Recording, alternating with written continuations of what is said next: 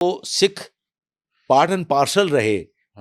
बस सिर्फ एक यही कुर्बत है सिख और हिंदू की कि वो भी अपनी डेड बॉडी को दफन नहीं करते, जलाते हैं, अस्थियां दरिया में बहाते हैं। ठीक है। दिलीप सिंह ने कहा कि जी दिलीप सिंह ने कहा कि जी मुझे गंगा जमुना में अपनी मां की अस्थियां बहानी है, तो परमिशन दी जाए। अब वो परमिशन तो मिल गई, लेकिन एक प्लानिंग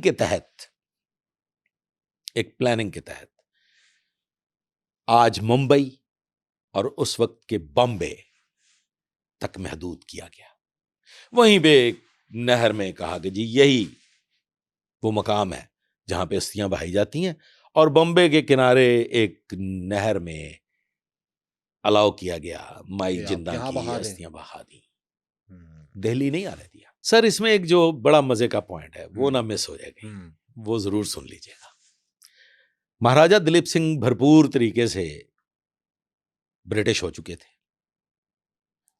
यूरोप की छाप, बर्तानिया की छाप एम्बोस हो चुकी थी। लेकिन उनकी बेटी, जो एक क्रिश्चियन मदर से उनकी बेटी थी, उसका नाम था, ये आपके लिए भी नया होगा, शायद तारीख तान जानते हो, बम्बा। अच्छा, बम्बा। बम्बा अपनी सरजमीन पे वापस लौटी, पंजाब आई। हालात बदल चुके थे, मामलात करवट ले चुके थे, वो पाबंदियां, वो सख्तियां नहीं रही थी। बम्बा पाकिस्तान आ गई, आज के पाकिस्तान, तब के पंजाब। और बम्बा घर ले लेती हैं लाहौर के मॉडल टाउन में। अच्छा, ये जो मॉडल टाउन लाहौर है। जी मॉडल टाउन लाहौर है सर। है ये नई बात आपके लिए? हाँ, कितना पुराना है? मॉडल टाउन लाहौर में बम्बा का घर। अब मुझे उस पर रिसर्च करनी पड़ेगी मेरे लिए। ये मुझे एक बहुत बड़े तारीखदान ने, एक हिस्ट्री के बड़े सीनियर मोस्ट प्रोफेसर ने ये राज बताया कि बम्बा ने फिर यहां पाकिस्तान में, यानी इस सब कॉन्टिनेंट में, एक डॉक्टर से शादी की जो कि किंग एडवर्ड मेडिकल कॉलेज के डॉक्टर थे, और यहीं की होकर रह गई। अब मेरे लिए जो एक रिसर्च पेपर तैयार हो गया, जो कि मुझे बड़ा तजस्सुस होता है और मैं उसके बगैर रह नहीं पाऊंगा।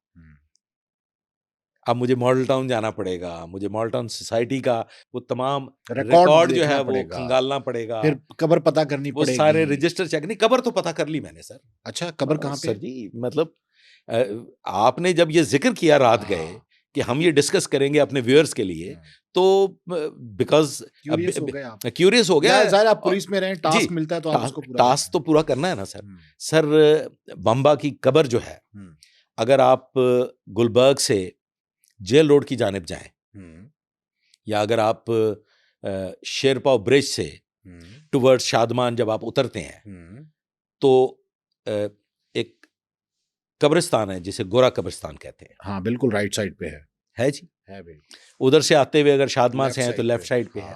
गोरा कब्रिस्तान का जब आप गेट एंटर होते हैं तो ज्यादा दूर नहीं, कोई 50 या 60 गज आप अंदर एंटर होते हैं, तो वहां बम्बा का जिम खाना क्लब के साथ है। जी, जिम खाना की बैक साइड पे है बम्बा की, वहां कब्र है, ग्रेव है, जो कि महाराजा दिलीप सिंह की बेटी है। अच्छा, अब इसको ज़ाहिर क्लोजिंग की तरफ चलते हैं अगले एपिसोड में, क्योंकि सर मैं चाहता हूं कि हम इसको ना, जैसे हम कोहिनूर को लेके चले हैं ना सर, हम कोहिनूर का अंजाम भी बताएं। अभी अंजाम हम डिस्कस कर सकते हैं 5-10 मिनट में सर। बड़ा लंबा है अंजाम भी। अभी उसमें हमारी वो सबसे बड़ी चोरी है ना सर जी। इसमें यह है जी कि भारत आज भी उसे वापस लेने का ख्वाहिशमंद है। उसके लिए मुतअद्दद खतूत भी लिखे जा चुके हैं, केसेस भी सुना है कि केसेस भी चल रहे हैं। यूनाइटेड नेशंस के कुछ एक ऐसे मुआहदे हैं जिनके मुताबिक ये क्लेम कर रहे हैं, उसके लिए डेलीगेशंस भी जाते हैं। लेकिन वो जो एक मुआहदा लाहौर है, वो रुकावट आ रहा है, वो उसमें बहुत बड़ी रुकावट, जो उस वक्त महाराजा दिलीप सिंह और माई जिंदा और उसके साथ साथ ब्रिटिश साम्राज्य, ब्रिटिश सरकार के दरमियान होता है, जो वायसराय हिंद जिनका हेडक्वार्टर पंजाब में था, उनके साथ वो मुआहिदा हुआ। अगले एपिसोड में हम डिस्कस करेंगे जो ये कोहिनूर की चोरी के हवाले से भी कि इसका अंजाम क्या हुआ। अभी वैसे अंजाम बता ही दें कि अंजाम तो अभी उनके पास ही है। सर अभी ये केस चल रहा है, हीरा उनके पास है। हम आज ये प्रिडिक्ट कर देते हैं अपने व्यूअर्स के लिए कि भारत एड़ी चोटी का जोर लगा ले, हीरा उन्हें वापस नहीं मिलने का। उसकी वजह ये है वही मुआहिदा लाहौर। आज तक कभी गई हुई चीज वापस आई है? क्या सिख इसलिए हजम नहीं होते भारत को, रियासत को, कि ये मुआहिदा लाहौर सिखों ने किया था और उनकी एक बहुत बड़ी प्रॉपर्टी और मालो जर जो है वो देखिए, बरतानिया सिख एक को दे बहुत दिया बड़ी था। कम्युनिटी है। हाँ, पंजाब की अगर हकीकी वारिस है तो सिख है। सिख कम्युनिटी खुद को अन्नदाता भी कहती है। अन्न, वो क्या एक बड़ा गुलाम फरीद या शायद फरीदुद्दीन गंज शकर का कलाम है कि 5 रुकन इस्लाम दे ते 6वां फरीदा टुक, जे ना लब्बे 6वां ते 5 ही जांदे मुक। तो सिख साम्राज्य, सिख एम्पायर, सिख कम्युनिटी खुद को अन्नदाता भी कहते हैं कि हम भोजन तकसीम करने वाले हैं, हम अनाज उगाने वाले हैं, हम मेहनत कश किसान हैं, धरती के वारिस हैं और पंजाब के वारिस हैं। तो ये जो खालिस्तान तहरीक है, खालिस्तान तहरीक भी उसी का हिस्सा है। और अगर आप उनकी इस बात पे गौर करें ना, सिखों की, कि वो अनाज उगाने वालों में उनका, आज अगर आप कनाडा चले जाएं, वहां पे जरखेज जमीनें सारी तो जरखेज जमीनें वहां के काश्तकार बदरजा उत्तम सिख कम्युनिटी है, पूरे के पूरे टाउन सिखों के हैं। तो सर,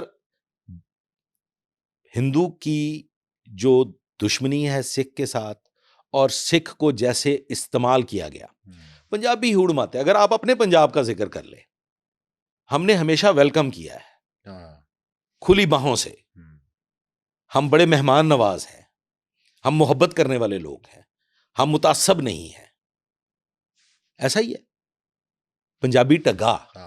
तो सिख भी चूंकि पंजाब का हिस्सा है तो वो भी टग्गा शुमार किए गए और उसे हमेशा इस्तेमाल किया गया। ठीक है, तो अभी कोहिनूर नहीं मिल सकता और कोहिनूर वहां पे। और नाजरीन को हम बताते चलें कि कोहिनूर की जो वैल्यू है वो बर्रे सगीर की जमीन जितनी है। और आज का भी मुअर्रिख लिखने वाला ये कहता है कि वो शायद अब तो नहीं, लेकिन जब ये तारीख लिखी गई कि वो पूरे बर्रे सगीर के बजट के बराबर उसकी कीमत थी। तो इसका मतलब है कि इतनी बड़ी चोरी ये करके लेके गए।